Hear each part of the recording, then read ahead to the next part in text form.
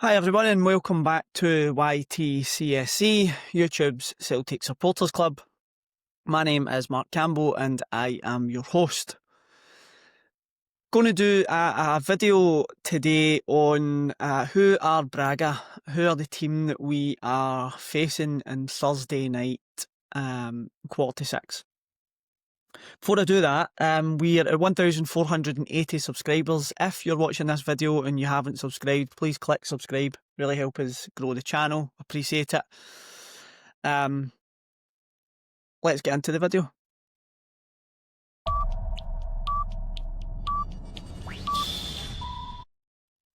Okay, so we know that we are facing Braga from Portugal on Thursday night, our second Europa League game.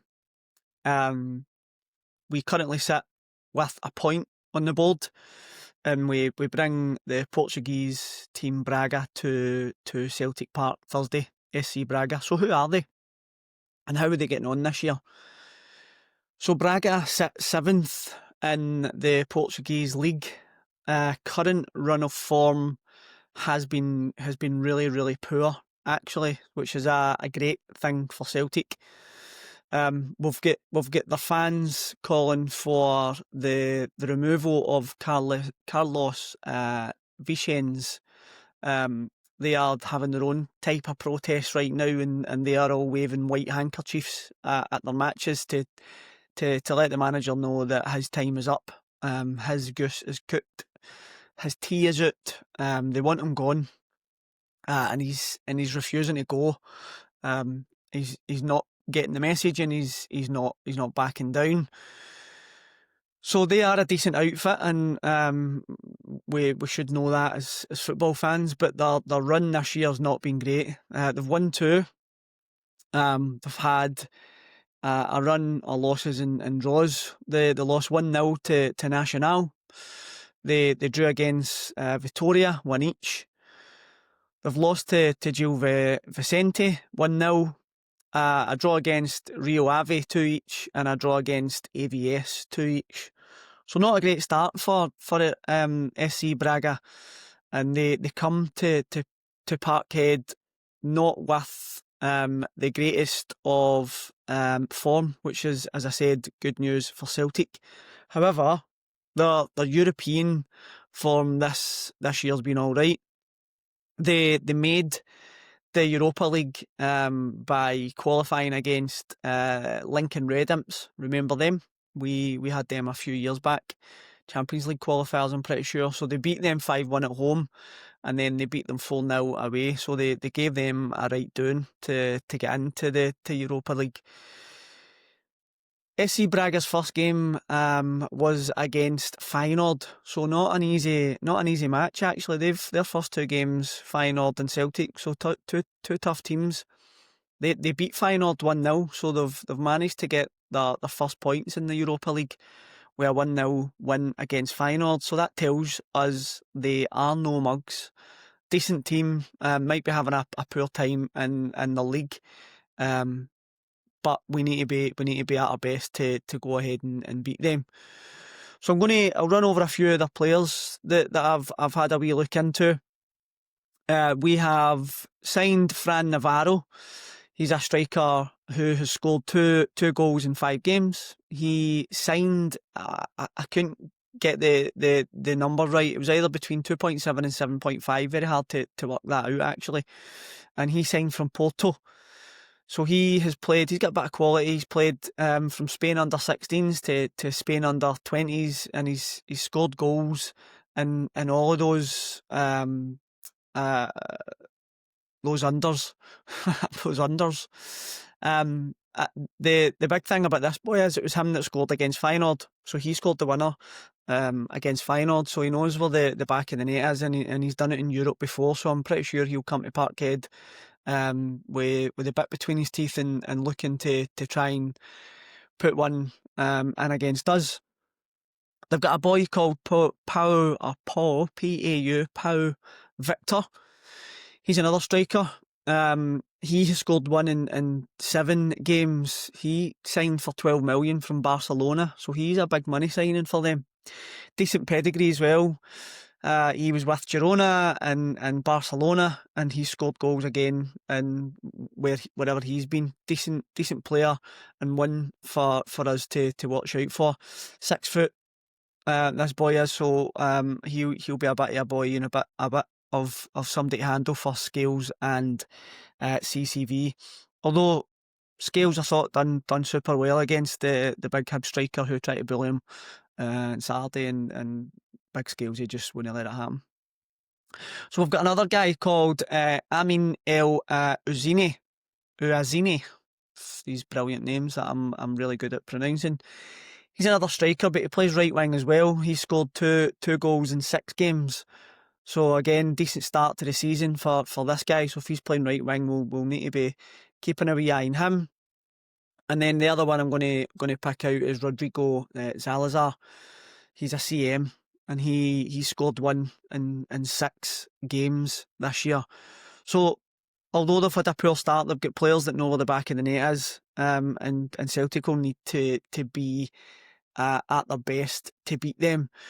So they may have had a slow start, but I think beating Feyenoord is no easy task. You know, it doesn't matter what team comes up against Feyenoord. We all know that Feyenoord are a decent outfit. So this team should be a good test for us. I think this could be an opportunity for us, actually. It could be a good opportunity to get our season started.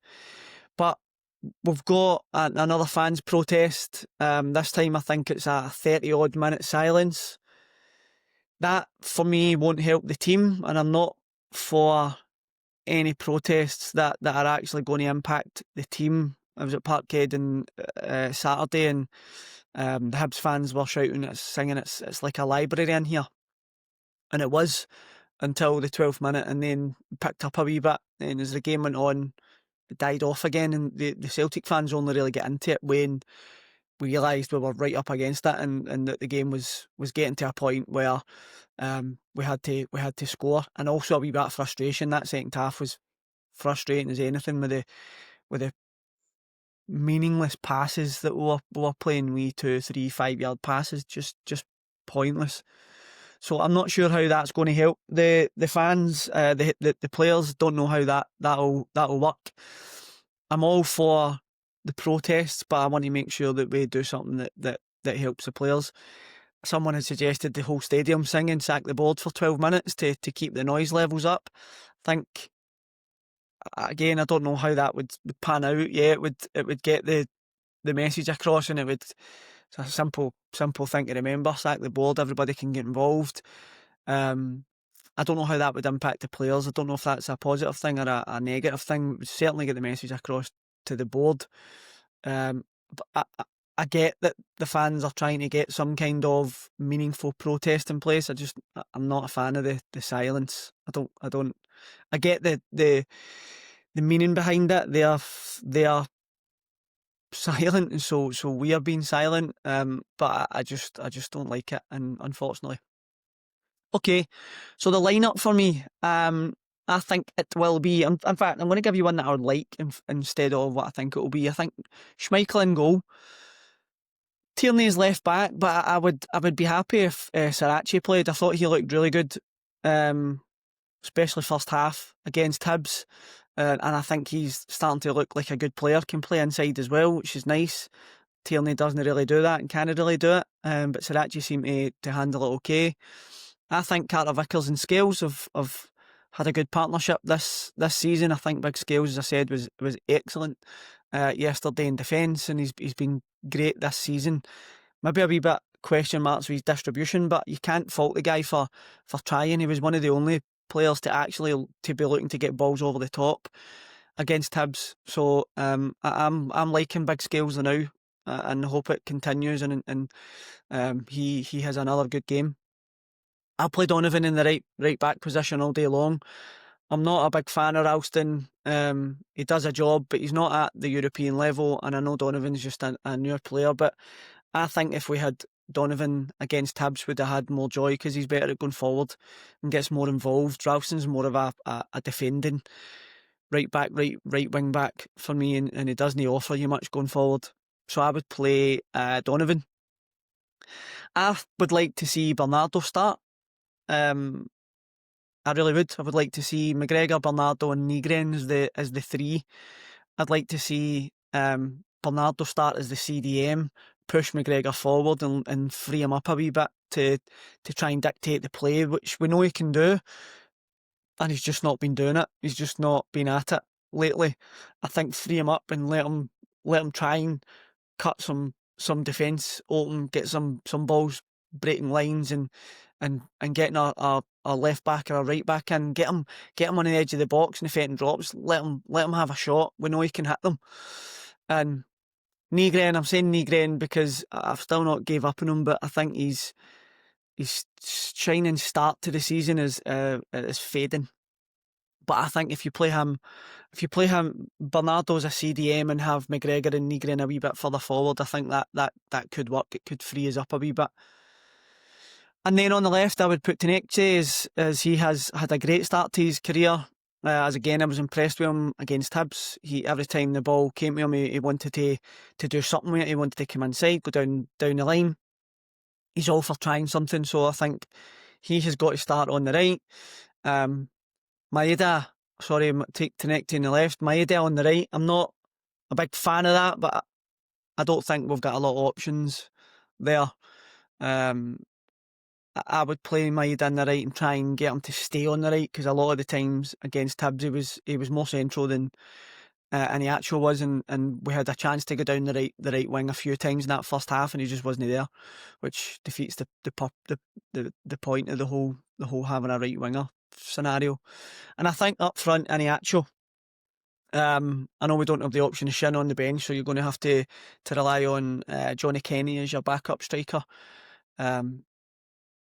And that's the team that I would play. It's the team that I would want to see. I don't know if you'll play Bernardo, and I don't know what Bernardo needs to do to get a game for Celtic ahead of Hatate, who not working for me. Engels again, not working for me at this minute in time. I'd like to see them work out, but it's not quite working for them. Just talking about Hatate, I was reading Sutton's comments about Hatate and Maeda, and he was talking about how off the pace Hatate is right now, and I think that reflects in how we have been playing. Like, you lose that dimension of him on the half turn and picking passes that nobody else really sees, and it's those passes that can be decisive and actually putting one of your wingers through or your striker through to go and score. He's just not got it now. He's not been at the races for me. And then Maeda, we all know Maeda's just not performing. He has to get his head around this whole "I didn't get a move" thing. He is an important player for Celtic, and if he can just buckle down, both of them, if they can both just buckle down and get their heads together until January, I think we should sell both of them. I think we should get rid of both of them in January, but I think Celtic should be looking at their replacements right now.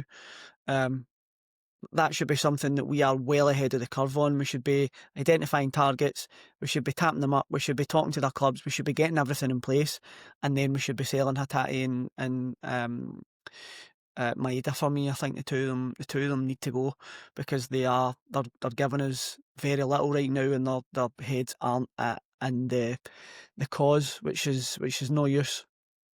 For Celtic to be successful, you need all your players at it.